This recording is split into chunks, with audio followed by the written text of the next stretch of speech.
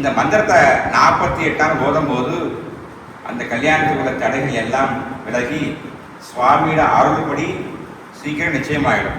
முதல் மந்திரமாகப்பட்டது தேக ஆரோக்கியத்தையும் கல்யாண பாக்கியத்தையும் அளிக்க வல்லது. இரண்டாவது மந்திரம் தம்பதி ஒத்துமை, நீண்ட வாழ்நாள், சௌபாகியம், தீர்க்க சுமங்கலி, கல்வி, கேள்வி, ஞானத்தை வழங்குன்னு வேண்டது.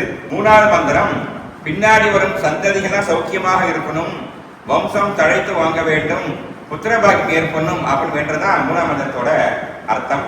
பரமேஸ்வருடைய எண்ணற்ற வடிவங்கள்ல படைத்தல், காத்தல், அருளல், மறைத்தல் அப்படின்னு போது இந்த இருக்கிற கல்யாண கோலம் ஒரு தனி சிறப்பு.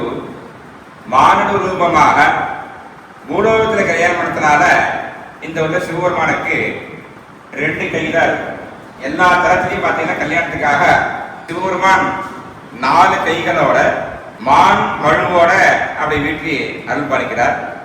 இந்த உள்ள சிவபெருமான் மூலோகத்தில் கல்யாணம் பண்ணதுனால இறைவனுக்கு மணாளன்னு பேரு. இங்க செல்லமா இந்த சரவணையில மாப்பிள்ளை சுவாமின்னு சொல்றோம். மாப்பிள்ளையாக மாப்பிள்ளை சுவாமி.